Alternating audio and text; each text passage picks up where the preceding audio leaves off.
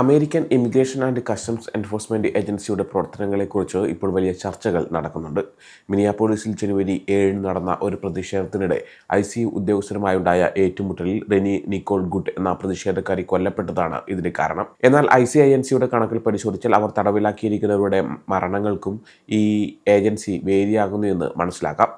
2026 ആദ്യ ദിവസങ്ങളിൽ തന്നെ ICE തടവിലാക്കിയ നിരവധി പേർ മരണപ്പെട്ടതായി അവരുടെ വാർത്താക്കുറിപ്പിൽ പറയുന്നു. കഴിഞ്ഞ വർഷം, അതായത് 2025-ൽ, കഴിഞ്ഞ 20 വർഷത്തിനിടയിൽ ഏറ്റവും കൂടുതൽ കുടിയേറ്റക്കാരെ തടവിലാക്കിയ കാലയളവിൽ മരണപ്പെട്ടത് ഈ ഏജൻസിയിലായിരുന്നു. 2026-ൽ ഇതുവരെ 4 പേർ ICE തടവിലിരിക്കെ മരിച്ചു.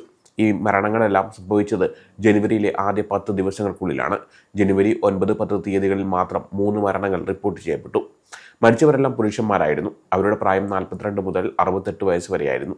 ഇതിൽ 2 പേർ ഹോണ്ടുറാസ് പൗരന്മാരായിരുന്നു. ഒരാൾ ക്യൂബക്കാരനായിരുന്നു. 4-മതൊരാൾ കംബോഡിയക്കാരനായിരുന്നു. ഇവർ 2 പേരുടെയും മരണകാരണം ഹൃദയ സംബന്ധമായ ആരോഗ്യ പ്രശ്നങ്ങളാണെന്ന് രേഖപ്പെടുത്തിയിട്ടുണ്ട്. മറ്റുള്ള 2 മരണങ്ങളുടെ കാരണങ്ങൾ വ്യക്തമായി പറഞ്ഞിട്ടില്ല. ഇതിൽ ഒരു കേസ് മാത്രം അന്വേഷണത്തിലാണ് എന്ന് രേഖപ്പെടുത്തിയിട്ടുണ്ട്. കഴിഞ്ഞ വർഷം, അതായത് 2025, ICE തടവുകാരുടെ മരണങ്ങളുടെ കാര്യത്തിൽ കഴിഞ്ഞ 2 പതിറ്റാണ്ടിലെ ഏറ്റവും മോശം വർഷമായിരുന്നു. ഏകദേശം 30 പേരാണ് ഇമിഗ്രേഷൻ തടങ്കൽ കേന്ദ്രങ്ങളിൽ വെച്ച് മരിച്ചത്. ഇത് ഏജൻസി രൂപീകൃതമായതിനു ശേഷമുള്ള ഏറ്റവും ഉയർന്ന മരണസംഖ്യയാണ്. 2004-ലാണ് ഈ ഏജൻസി രൂപീകൃതമായത്. 2025 രേഖപ്പെടുത്തിയ മരണസംഖ്യ ബൈഡൻ ഭരണകാലയളവിൽ ഇതുവരെ ICE തടവിലിരിക്കെ മരിച്ചവരുടെ ആകെ എണ്ണത്തേക്കാൾ കൂടുതലാണ്.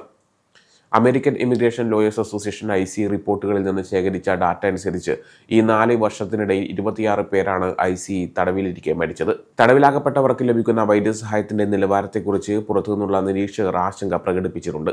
2024-ൽ അമേരിക്കൻ സിവിൽ ലിബർട്ടീസ് യൂണിയൻ പുറത്തിറക്കിയ ഒരു റിപ്പോർട്ട് അനുസരിച്ച് ICE തടവിലിരിക്കെ മരിച്ചവരിൽ 95% പേരുടെയും മരണങ്ങൾ കൃത്യമായ പരിചരണം നൽകിയിരുന്നെങ്കിൽ ഒഴിവാക്കാമായിരുന്നു എന്നാണ്. ഈ റിപ്പോർട്ട് 2017-നും 2020-നും ഇടയിൽ ICE തടവിലിരിക്കെ നടന്ന മരണങ്ങളെക്കുറിച്ച് പഠനം നടത്തിയിരുന്നു. ഇതിനായി പൊതുജനങ്ങളുമായി ബന്ധപ്പെട്ട രേഖകൾ വഴി ലഭിച്ച ആയിരക്കണക്കിന് പേജുകൾ അവർ പരിശോധിച്ചു. ഈ രേഖകൾ പരിശോധിച്ച മെഡിക്കൽ വിദഗ്ധർക്ക് തെറ്റായതോ അനുചിതമായതോ ആയ ചികിത്സകൾ ലഭിച്ചതിൻ്റെയും വൈദ്യസഹായം വൈകിയതിൻ്റെയും ധാരാളം തെളിവുകൾ കണ്ടെത്താൻ കഴിഞ്ഞിട്ടുണ്ട്. അതേസമയം, കുടിയേറ്റ പരിശോധനകൾ കർശനമാക്കുന്നതിൻ്റെ ഭാഗമായി 2025-ൽ അമേരിക്ക 1,00,000-ലധികം വിസകൾ റദ്ദാക്കിയതായി US സ്റ്റേറ്റ് ഡിപ്പാർട്ട്മെൻറ്റ് കഴിഞ്ഞ ദിവസം അറിയിച്ചിരുന്നു. ഇതിൽ 8,000-ഓളം വിദ്യാർത്ഥി വിസകളും ഉൾപ്പെടുന്നുണ്ട്. മുൻ ഭരണകൂടത്തിൻ്റെ അവസാന വർഷമായ 2024-ൽ ഏകദേശം 40,000 വിസകളാണ് റദ്ദാക്കിയിരുന്നത്. എന്നാൽ പുതിയ കണക്കുകൾ പ്രകാരം വിസ റദ്ദാക്കൽ നടപടികൾ ഇരട്ടിയിലധികമായി വർദ്ധിച്ചതായി ഫോക്സ് ന്യൂസ് റിപ്പോർട്ട് ചെയ്യുന്നു.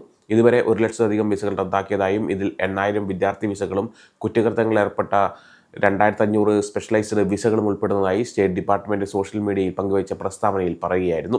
അമേരിക്കയെ സുരക്ഷിതമായി നിലനിർത്താൻ ഇത്തരം സാമൂഹ്യ വിരുദ്ധരെ ഞങ്ങൾ നാടുകടത്തുന്നത് തുടരും എന്നും പ്രസ്താവനയിൽ വ്യക്തമാക്കുന്നുണ്ട്. ക്രിമിനൽ കേസുകളിൽ പ്രതികളായതോ ശിക്ഷിക്കപ്പെട്ടതോ ആയ വിദേശ പൗരന്മാരുടെ വിസകളാണ് പ്രധാനമായും റദ്ദാക്കിയതെന്ന് സ്റ്റേറ്റ് ഡിപ്പാർട്ട്മെൻറ്റ് വക്താവ് ടോമി പിഗോട്ട് അറിയിച്ചു. ആക്രമണം, മോഷണം, മദ്യപിച്ച് വാഹനമോടികൾ തുടങ്ങിയ കുറ്റകൃത്യങ്ങളിൽ ഏർപ്പെട്ട ആയിരക്കണക്കിന് വിദേശികളുടെ വിസകളും റദ്ദാക്കിയിട്ടുണ്ട്. ബിസിനസ്, ടൂറിസ്റ്റ് വിസകളെത്തി കാലാവധി കഴിഞ്ഞിട്ടും രാജ്യത്ത് തുടരുന്നവരുടെ വിസകളാണ് റദ്ദാക്കപ്പെട്ടവയിൽ ഭൂരിഭാഗവും. നിയമപാലകരുമായി ബന്ധപ്പെട്ട ക്രിമിനൽ നടപടികളിൽ ഉൾപ്പെട്ടതിനാൽ ആയിരക്കണക്കിന് വിദ്യാർത്ഥികൾക്കും സ്പെഷ്യലൈസ്ഡ് തൊഴിലാളികൾക്കും തങ്ങളുടെ നിയമപരമായ പദവി നഷ്ടമായതായും റിപ്പോർട്ടുകൾ സൂചിപ്പിക്കുന്നുണ്ട്.